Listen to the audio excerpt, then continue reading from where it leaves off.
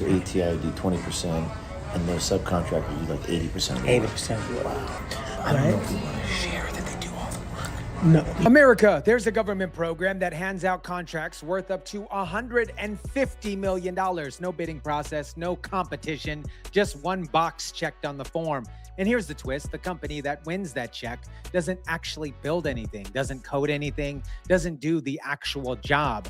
They just own 20% of the paperwork and let somebody else in Virginia cash the rest. And the tribe, whose name is stamped on the whole thing, gets almost none of it. We're actually taking a sledgehammer to the oldest DEI program in the federal government. A program few people outside of Washington have ever heard of, that I hadn't heard of. It's called the 8A program.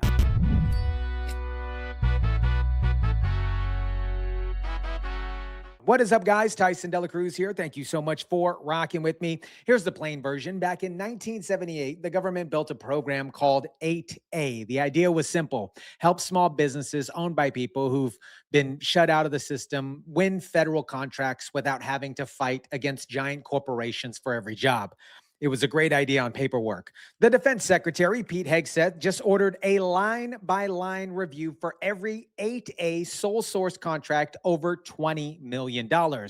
Not because the idea was bad, because the Pentagon spent 10 times more through this program than any other federal agency, and $100 million contracts go out the door almost every single day without anybody else getting a shot at it. Now, guys, I have family members that serve the country, and I know individuals who've done 8 tours and came home to fill out endless paperwork just to get a small business loan approved. And here's the number that should actually bother you if you know a veteran, or if you're a veteran yourself. Only 7% of this program's money went through veteran-owned firms in the last year.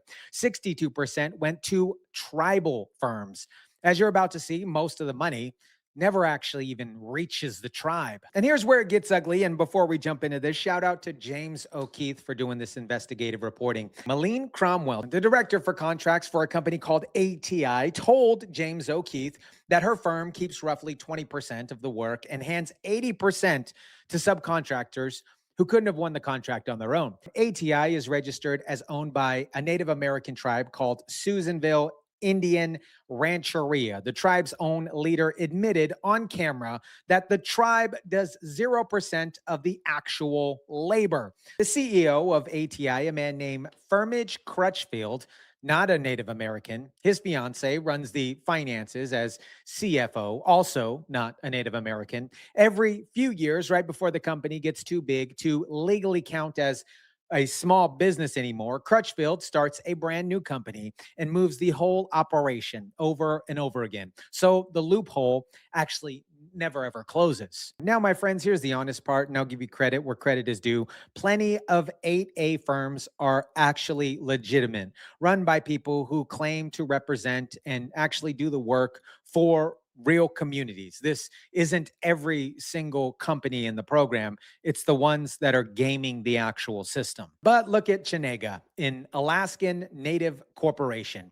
They pulled in over $1 billion in a year through this program with roughly 100 tribal members total. Do the math yourself for this one. A tribal member from Susanville named Tracy Lent said her own grandmother's house is on a reservation and still doesn't have insulation, while the executives, who aren't even Native American, get rich off of the tribe's name. Alaskan Native owned. Oh, you are Alaskan Native owned. What does that mean? It means that we have an incentive because of the Alaskan Native ownership. And it can't be protested. So how do you do that? Because you don't look Native. I'm not Native, no. Chenega tribe.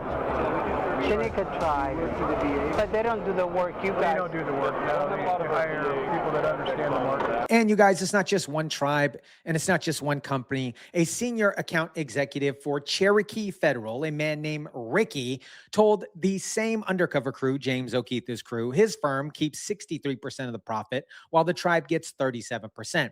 He's not Cherokee either. He said it himself on camera that there's no protest possible on these deals because the tribal status is attached to the paperwork. You've all seen the video where an exec from Native American 8A ATI Consulting was caught on camera saying they just subcontract the work out to companies like Accenture. We have the prime on that, but Accenture will be the sub. The sub. That was a percentage that ATI will retain from that 100 million. 65 for us being the prime, and then 35. So we do about 20% of the work. So ATI do 20%, and those subcontractors do like 80% of the work. 80% of the work. The story here isn't that a wily businessman concealed this from the government and finally got caught.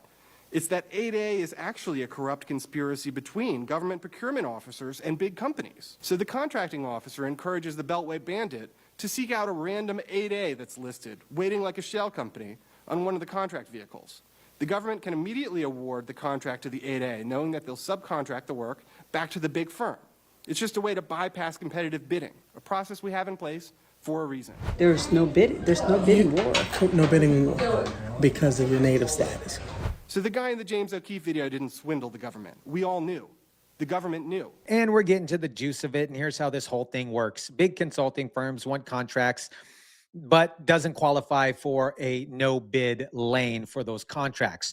So they basically find a small business that's possibly owned by a tribal on paper. The government hands the company the contract with zero competition because the box that they're owned by a tribe is checked. The small company keeps the slice, then quietly passes all the actual work back to the same big firm that couldn't have won honestly in the first place. The DOJ, the Department of Justice, already found $500 million in fraud tied to this exact same setup. The Treasury Department found another $250 million, and their search, you guys, is just getting started. No more DEI, no more dudes in dresses. No more climate change worship or social justice or political correctness. We're done with all of that. We're just unleashing the warfighter to be lethal, trained, disciplined, accountable, and ready. And here's where it costs you. The Pentagon just failed another audit again. Another audit, the 8th audit.